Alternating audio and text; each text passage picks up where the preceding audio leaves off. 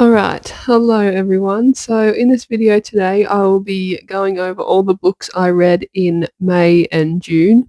This stack looks a lot bigger than what it is, but it's mainly because there was a few fantasy books and stuff that were very thick and 800 pages and plus, and other books that were just really long. So I had a very big reading month of just reading huge, thick ass books. So I'll show you the pile.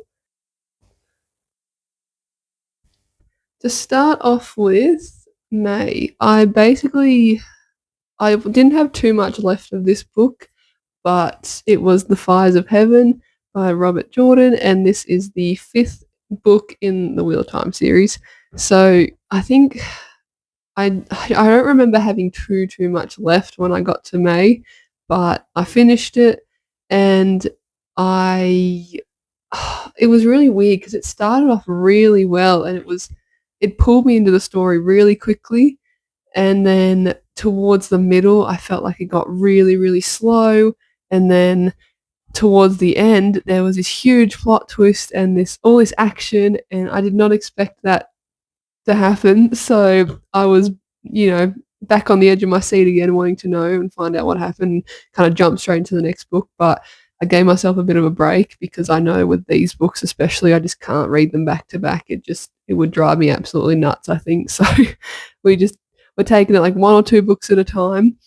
But I can't really tell you what happens in these books because, like I say every time, they're so complicated and a lot of stuff happens. But if I mention something that happens in this book, it'll be a spoiler for the previous books in the series, so I can't really mention anything. There's a part in particular that there's 3 of the main characters, they're all women. They were going off on kind of their own little side quests because, it was important that they go do this and kind of sort this problem out themselves. And the whole time, they were really kind of catty with each other. They would just hate each other one minute and then really like each other the next, and then but yeah, they would still fight for each other and stand up for each other and protect each other, but it just felt really exhausting constantly reading about these characters just going on about liking each other one minute and then hating each other the next minute, and it was like, come on, like, I get it. I get the dynamic that we're working with here, because these personalities do clash quite a bit. I felt like some of the characters had good development and some of them didn't have very good development at all. They almost kind of went backwards, but their attitudes shifted in a way that I just didn't really agree with, but I kind of understand where he's going with it. So I'm kind of keen to just see if these characters will continue to grow, or if they'll take 10 steps forward, or if they'll keep going backwards, or if they'll kind of realize what they're doing is just, and how their acting's not really right. But we'll see. We'll see what happens. Other than that, like I said, it was a bit slow, but the start and the finish were totally worth it and make me want to continue this series. And just when I think, am I going to continue, something crazy happened, and I'm like, yep, I'm continuing. It's settled. I'm going to keep doing this. And so, yes, that's that. Then next I read Just Friends by Hayley Pham. Now, I watch Hayley and her YouTube videos quite a lot. I've watched her for a while, and I was very curious about what her book was going to be like. I know there is so much controversy and just there's a lot of positive reviews and there's also a lot of negative reviews for this book. And personally, I didn't mind it. I think Blair and Declan both did have their flaws. I think that the conflict at the end didn't really sit right with me. I just kind of felt a bit odd about it. I guess I didn't really see it coming, even though I probably should have.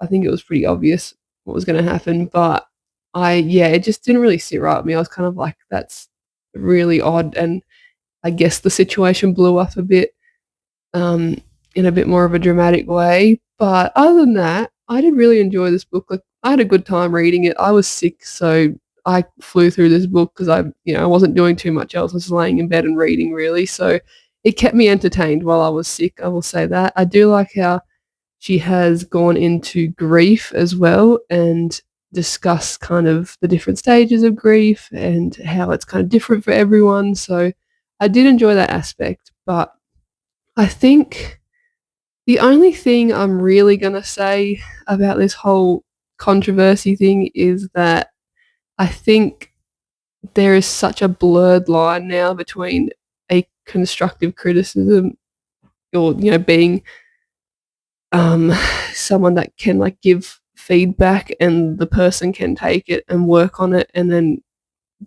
put that into the next project that they work on, and then just straight up being mean and attacking the person. And I think it's just become such a blur and a fine line, and I think we just we just need to kind of think, I guess, before we put stuff on the internet, because a lot of people will take things the wrong way. They might disagree with it. Like, obviously you can say whatever you want. Like, I'm not coming for anyone who's saying stuff. I think it's just, if we want to give people constructive criticism, it should just be, about the work and just how they can improve. And I totally understand some people's feedback on this book, and I get both sides. I get the positive and I get the negative, so I can see, um, I can totally see both sides. But yeah, I think that's really the only constructive criticism I have, is just their character flaws could be worked out a bit more, and just the conflict at the end just didn't sit right with me. But other than that, it was a nice beach town book, and definitely like a summer read, something you can read on the beach if you go away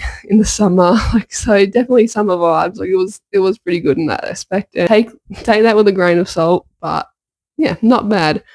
Then next, this is for a video that I just recently uploaded. It is called, I think it's like Booktuber recommends me a book. Who will it be? Because I have a screenshot in the thumbnail of all the booktubers I messaged, and yeah, we go from there. But I won't really go into these books too much. So if you kind of want to know more in depth about how I was feeling while I was reading these, I would definitely recommend checking out that video.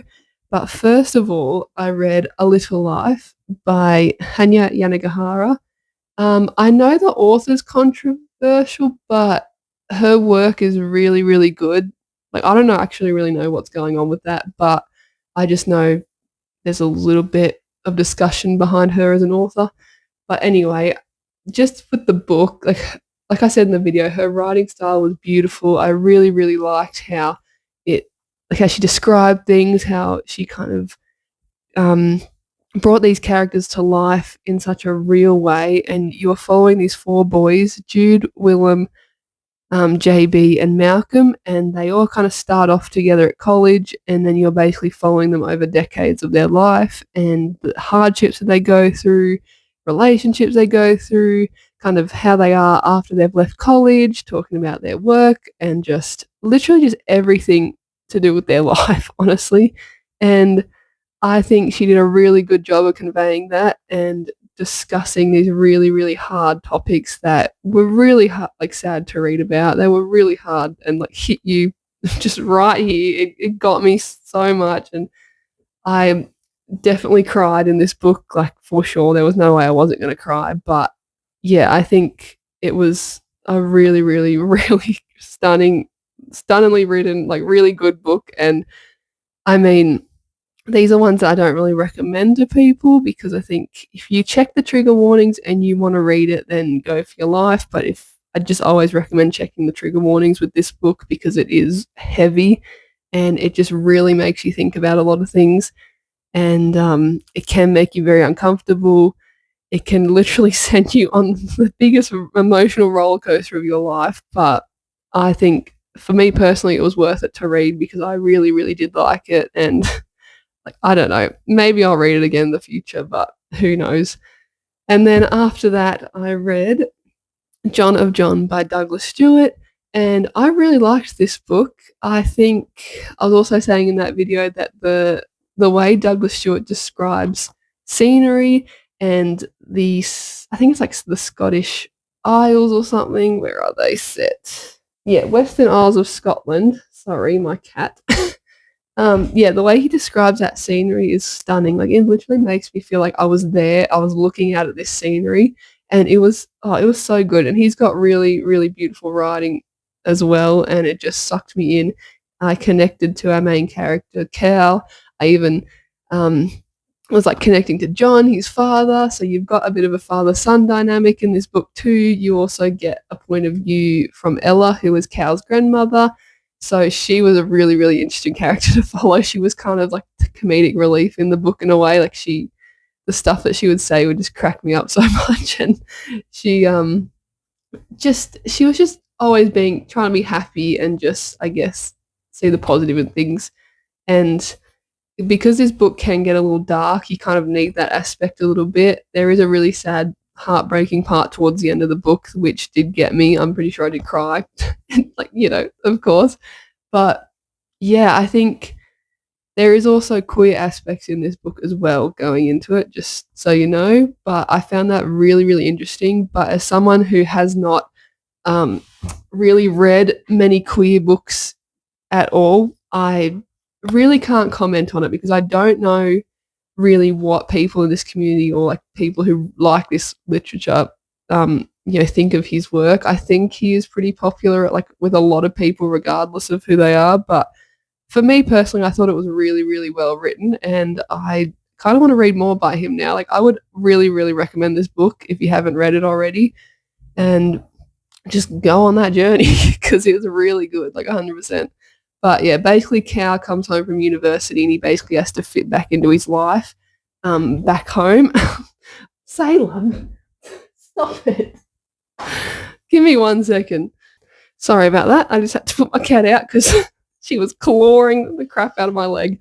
Anyway, yeah, I think it's definitely a book worth reading. And I think, yeah, anyway, I can't remember what I was going to say. But then I think this is the last book I read in May, and that was Release Me by Tahira Murphy, and it's a part of the New Republic series, which is a part of the Shadow Me series, I'm pretty sure. And this follows James and Rosabelle. Yeah, James and Rosabelle. So like if you haven't read the first book, it's a bit of a roller coaster. It goes by really quickly. It's still following the characters in that world. So like, picture everything that happens in the Shadow Me series and it's just a continuation, but you're just following James really and Rosabelle. And this one's pretty intense. It's kind of, I can't really talk too much about it because it would spoil some stuff that happens in the first book, but you also get Aaron Warner's point of view in this one, which I really, really liked because I miss reading his point of view. I miss reading Juliet's point of view too, but you don't really get like her point of view on this, but you do get her in some scenes, especially when it comes to Aaron. But these books are so quick, so easy to read. They're really nice books to kind of just read between things as well, and I still really want to follow the storyline and these characters, and I am really interested in this world, so I will continue to read these books if she keeps releasing them. But yeah, would recommend. And then after that, we go into June, and that is when I read read the Crescent City series by Sarah J. Maas, starting off with House of Earth and Blood. Crazy. The last 200 pages of this flew by for me. I did not move. I finished the last 200 pages in one sitting. It was insane. Like, you're following Hunt and Bryce as they're basically investigating this really horrific murder that kind of takes place towards the start of the book. I guess it is a bit of forced proximity. I would even say this is like a found family aspect too. Like there's quite a few characters in this world and they kind of all come together and they're like a little family. They help each other, they protect each other, they work together to try and, I guess, create a better life for themselves and for the future generations to come. So it was really, really good. Hunt's a fallen angel and Bryce is fae. You also get Mer, which is like mermaid, merman. A couple more fae characters. You get wolves, you get vampires. So it's kind of your typical like fantasy, I guess, not monsters, but like fantasy characters and stuff in a way. And it's all set in the modern day, so like in our day basically. So they've got phones, computers, everything that we have now, and so I found that aspect like really interesting because I'm not used to reading fantasy books that are set in our day and age. I'm really used to them being set like centuries ago. So it was actually really good. Like I was really standoffish about reading it, but I'm so glad I did because I really, really loved this series, and I read these back to back and in the span of probably just under a month, honestly. and would totally recommend these books. They were really good. And then you've got House of Sky and Breath, and this one is more, I guess, information based. There is still a lot of action in this book, but you're just receiving and finding out a lot more stuff that's going on in this world, and that's kind of continuing on from the investigation in the first book. So basically, throughout all three books, you're just continuously learning stuff that you just really don't think about, or that like, it comes up and you're like, oh my god, that's connected to the first book. Like, this is crazy. Like, all this stuff that's happening is just, it's all intertwined, it's all connected, and it all makes sense in the end. But yeah, you're getting a lot of information in House of Sky and Breath. And then in House of Flame and Shadow, it is kind of the conclusion to this whole, I guess, situation problem. There is a connection between some of her other series, which I will not really say because it's, I guess it's not really a spoiler, but like, I don't want to ruin it. But I'd recommend reading this after ACOTAR and Throne of Glass because it'll make this reading experience really, really good and just a lot more immersive, I think. But yeah, we wrap everything up in this book, and I think there is another book coming, but I really don't know if it's going to be about Hunt and Bryce because it seems like their stories kind of come to an end in a way, but there is still a cliffhanger. So I think maybe we'll focus on different characters in the next book, which would be really, really interesting because even though we focus on them already, the story is mainly about Hunt and Bryce. Like, they are kind of our main protagonists in this whole series, and you're following them and obviously all their friends and everything, but they're the point of views that you get the most. So I'm keen to see what she kind of comes up with. But yeah, I can't really say much because it will give stuff away. Like, I can't really mention anything about the backs of the books either because it'll spoil stuff. So just gonna have to trust me and just read this series. It's really, really good. Like, it's your typical like fantasy romance, but I mean, she just does it in such a way that it's just addicting to read. So it's good. And then lastly but not least, I read Lights Out by Navessa Allen, I think is how you say this. Now, let me just say this before I go any further. Right? This book is absolutely diabolical. I don't really have many words. I think my logical brain is really just screaming at me that this is so crazy and messed up. And if anyone did this in real life, straight to jail, basically. Straight to jail. It's absolutely insane. But if I guess, just pretend I've put my rose-colored glasses on, they're on. I'm not really thinking about logic. I'm not really thinking about real life. I'm not really thinking about how this would actually impact someone, in real life or just in general. And you know what?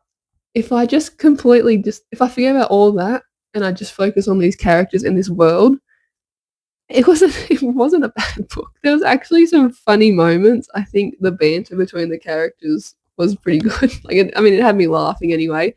Some of the word choicing and some of the dialogue in this book, oh my god, like, it made me cringe. Like, it was so just it was a lot. It was a lot to read. It was a lot to handle. It was a lot to just keep pushing through, but I do like the characters together. I do like Josh and Ali together. I almost think they're kind of perfect together because of just some of the crap that happened in this book. You kind of like, you guys are just messed up, but you guys are meant for each other. So, I will not put anything bad on anyone that reads these books and likes dark romance and kind of explicit scenes. Like, some of the scenes in this were like intense. Honestly, they were quite intense. But you know what? If that's what you want to read, you go ahead and read that. I think I might finish the series. Like, I'm just intrigued enough to finish this, but I don't know. I think dark romance is something that I'd have to like get used to if I wanted to start reading it, because I feel like this might have been like a good option to start off with in terms of going into this genre and seeing. Oh yeah, this just seen a lot. Also, the first page is full of trigger warnings. Like, literally, the first page is covered in them, and I guess like it kind of just that's all the trigger warnings just on this page. That's all of them. crazy. Anyway, I mean, if you like dark romance and you like, I guess, I don't know, spoil it, but I guess if you like dark romance, Masked Men, that's your book. I definitely recommend reading that. But if you do not like dark romance at all, you don't like any of that stuff, stay away from this book because it will not be for you at all. But I'm in the middle. Like, I don't mind it, but I don't know if it's like the one genre I'd pick up every single time I went to the bookstore. But it was interesting. It was an interesting experience, especially because I had my logical side in one half of my head screaming at me, and then I had the other half that was just trying to enjoy the book and enjoy the story and enjoy the ride. But here we are. So anyway, that is all the books I read over the month of May and June.